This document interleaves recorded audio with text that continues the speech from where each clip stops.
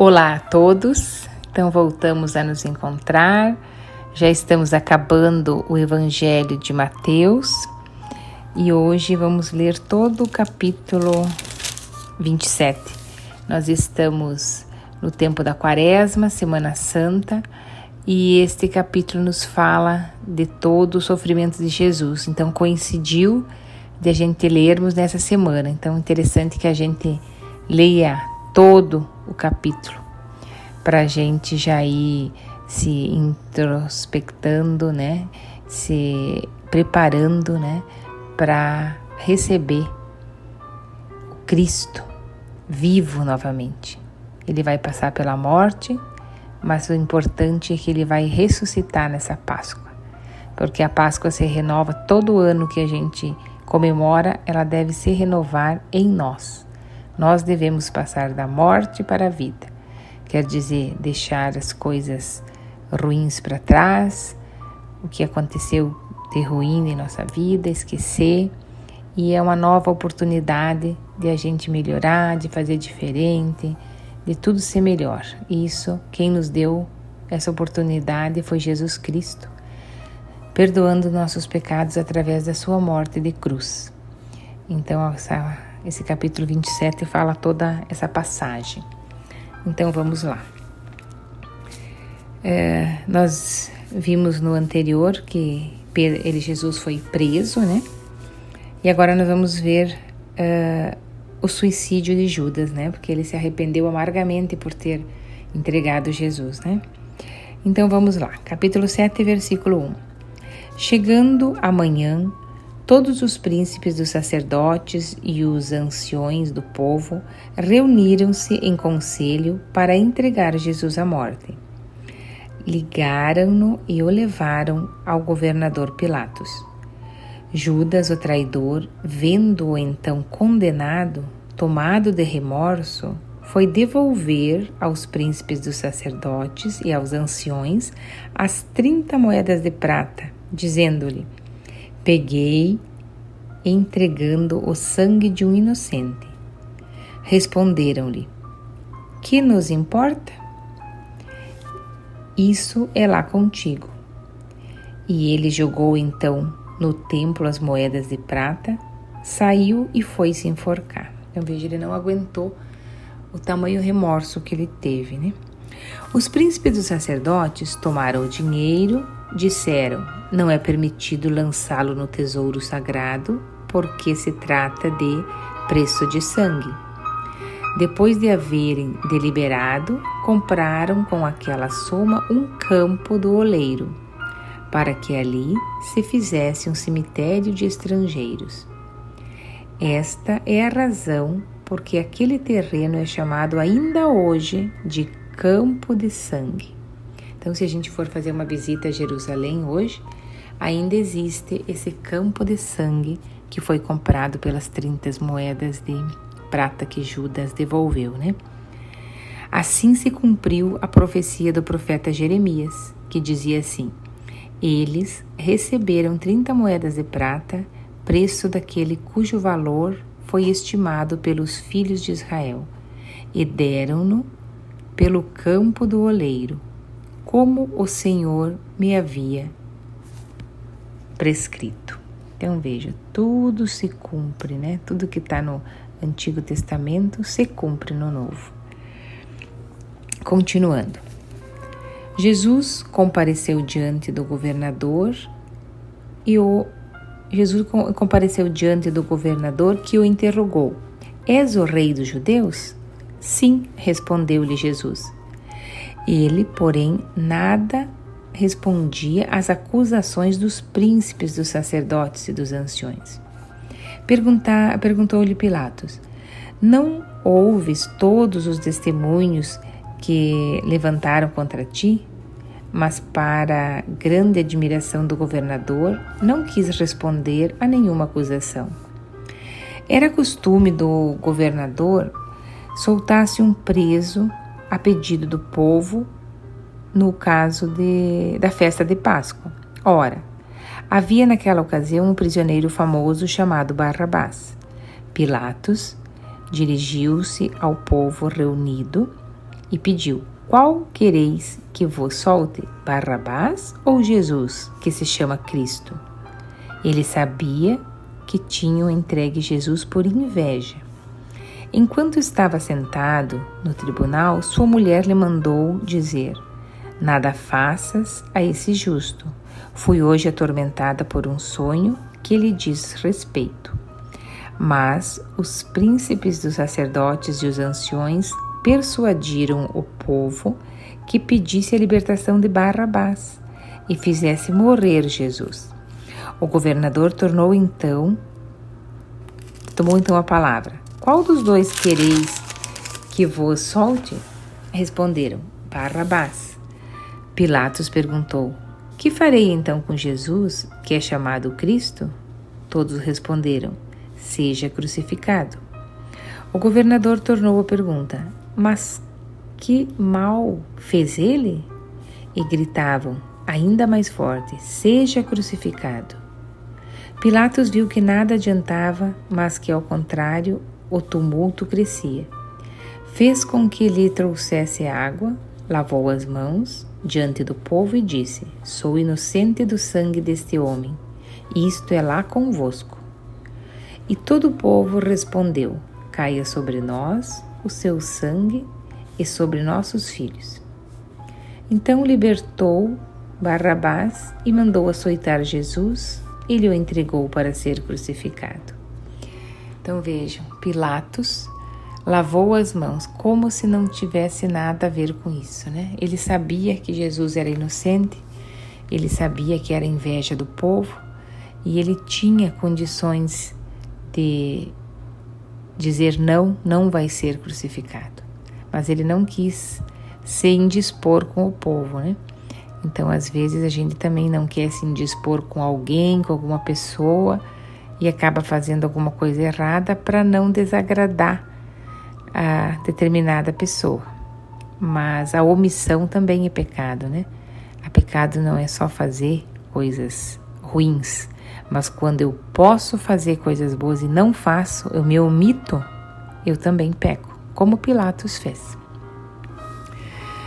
Continuando, os soldados do governador conduziram Jesus para o pretório e rodearam-no com todo o pelotão. Arrancaram-lhe as vestes e colocaram-lhe um manto escarlate. Depois, traçaram uma coroa de espinhos, meteram-lhe na cabeça e puseram-lhe na mão uma vara. Dobrando os joelhos diante dele, diziam com escárnio: Salve, Rei dos Judeus! Cuspiram-lhe no rosto e, tomando a vara, daram-lhe golpes na cabeça. Depois de escarnecerem dele, tiraram o seu manto e entregaram-lhe as vestes. Em seguida, levaram para crucificá-lo. Então vejam, os soldados estavam ali debochando de Jesus, tirando escárnio, chamando que ele era o rei, né? E estavam escarnecendo dele, né? Cuspiam, batiam com a vara. Então, uma situação muito triste que a gente recorda. E tudo isso ele aguentou, sendo inocente por nós. Continuando. Saindo, encontraram um homem de Cirene chamado Simão, a quem obrigaram a levar a cruz de Jesus. Chegaram ao lugar chamado Gólgota, isto é, o lugar do crânio. Deram-lhe de beber vinho misturado com fel. Ele provou, mas se recusou a beber. Depois que o haverem crucificado, dividiram suas vestes entre si, tirando a sorte. Cumpriu-se assim a promessa do profeta: repartiram entre si minhas vestes, e sobre meu manto lançaram a sorte. Então isso já está escrito lá em Salmos, né? Há muitos anos antes de Cristo, né? Os Salmos, 500 anos antes de Cristo, já foi profetizado que isso aconteceria. Continuando, sentaram-se e montaram guarda. Por cima de sua cabeça, penduraram um escrito, trazendo o motivo de sua crucificação: Este é Jesus, o Rei dos Judeus. Ao mesmo tempo foram crucificados com ele 2 ladrões, um à direita, outro à esquerda. Os que passaram o injuriavam, sacudindo a cabeça, e diziam: Tu que destróis o templo e o reconstrói em 3 dias, salva-te a ti mesmo. Porque Jesus tinha falado, né, que o templo ia destruir e ele seria reconstruído em 3 dias. E daí eles falaram: mas o templo demorou 46 anos para ser construído e você vai construir em 3 dias? Mas eles não sabiam, né? Jesus estava falando do templo do seu espírito, que ele iria ressuscitar em 3 dias. Então, depois dessa ressurreição, todos lembraram disso daí, né? Continuando. Se és o Filho de Deus, eles diziam, desce da cruz. E os príncipes dos sacerdotes, os escribas e os anciões também zombavam dele. Ele salvou os outros e não pode salvar a si mesmo? Se é rei de Israel, desça agora da cruz e nós creremos nele. Confiou em Deus, Deus o livre agora, se o ama. Porque ele disse, eu sou filho de Deus. E os ladrões crucificados com ele também o ultrajavam. Então veja, né? A gente nem consegue se colocar nessa situação, né? Tanta humilhação, tanta ultraje para nos salvar. Então por isso que a gente tem que louvar e agradecer todo dia ao nosso Salvador, que nos salvou dos nossos pecados, nos salvou da morte, nos dando a ressurreição, nos dando a oportunidade de uma vida nova. Continuando. Desde a hora 6ª até a hora 9ª, cobriu-se toda a terra de trevas. Próximo da hora 9ª, Jesus exclamou em voz forte, Eli, Eli, lama sabachthani, que quer dizer, meu Deus, por que me abandonastes? A estas palavras, alguns dos que lá estavam diziam, ele chama Elias. Imediatamente um deles tomou uma esponja, embebeu em vinagre e apresentou-lhe na ponta da vara para que bebesse. Os outros diziam, deixa, vejamos se Elias virá socorrê-lo. Jesus de novo lançou um grande brado e entregou a sua alma. Eis que o véu do templo se rasgou em 2 partes, de alto a baixo. A terra tremeu, fenderam-se as rochas, os sepulcros se abriram e os corpos de muitos justos ressuscitaram, saindo de suas sepulturas e entrando na cidade santa depois da ressurreição de Jesus, e apareceram para muitas pessoas. O centurião e os homens que montavam guarda a Jesus, diante do estremecimento da terra e de tudo que se passava, disseram entre si, possuindo grande temor, verdadeiramente este homem era filho de Deus. Então vejam, daí eles reconheceram, né? Depois de acontecido, eles reconheceram. Havia ali também algumas mulheres que de longe olhavam, tinham seguido Jesus desde a Galileia para o servir. Entre elas estava Maria Madalena, Maria, a mãe de Tiago e de José, e a mãe dos filhos de Zebedeu. À tardinha, um homem rico de Arimateia, chamado José, que era também discípulo de Jesus, foi procurar Pilatos e pediu-lhe o corpo de Jesus. Pilatos cedeu. José tomou o corpo, envolveu-o num lençol branco e o depositou em um sepulcro novo que tinha mandado talhar para si na rocha. Então veja, esse linho branco, né, esse pano de linho branco, ainda existe. Ele está em Turim, na Itália, né, que é o manto com Jesus foi enrolado quando desceram ele da cruz, né. Então, é o Santíssimo Sudário que fala, né, é o sudário da morte dele, ainda existe com as suas marcas.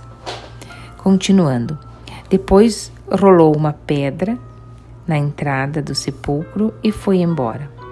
Maria Madalena e a outra Maria ficaram lá, sentadas defronte do túmulo. No dia seguinte, isto é, o dia seguinte ao da preparação, Os príncipes dos sacerdotes e os fariseus dirigiam-se todos juntos à casa de Pilatos e disseram-lhe: Senhor, nós nos lembramos de que aquele impostor disse, enquanto vivia: depois de 3 dias ressuscitarei. Ordena, pois, que seu sepulcro seja guardado até o 3º dia. Os seus discípulos poderiam vir roubar o corpo e dizer ao povo: ressuscitou dos mortos. E esta última impostura seria pior que a primeira. Respondeu Pilatos: tendes uma guarda, ide e guardai-o, como entendeis. Foram, pois, e asseguraram o sepulcro, selando a pedra e colocando guardas.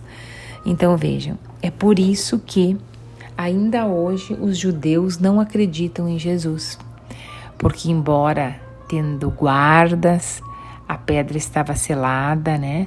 Jesus estava morto, ninguém ia poder tirar a pedra, porque os guardas estavam lá, né? A pedra era pesada. E o que aconteceu? Jesus ressuscitou, a pedra foi tirada, né? Pela força de Deus, e Jesus não estava mais no templo, no sepulcro. Isso aconteceu e os mestres da lei, os fariseus, pagaram os guardas para dizerem que o sepulcro foi roubado. E na realidade ele não foi roubado, mas essa notícia se espalhou entre os judeus que acreditam que o corpo foi roubado e que Jesus não ressuscitou. Então essa é a mentira que eles pregaram, ainda mais uma, depois de todas, eles não estavam conformados disso, né? Mas não adiantou, essa mentira não adiantou, porque os apóstolos sabiam, Jesus apareceu a muitas pessoas, Jesus ressuscitou muitos mortos junto com ele, como foi contado na Escritura, e Jesus apareceu para os 11 discípulos, apareceu para uma multidão, e até hoje a gente sente a presença de Jesus dentro de nós. É só pedir, é só clamar que a gente sente Jesus. Então Jesus é verdadeiramente vivo entre nós. Então que assim a nossa fé aumente cada vez mais, que a gente leia a Bíblia e vai entendendo o que aconteceu na época, né? Então que todos tenham uma boa Páscoa. A gente vai fazer o último capítulo após a Páscoa. Fiquem todos com Deus e até a próxima.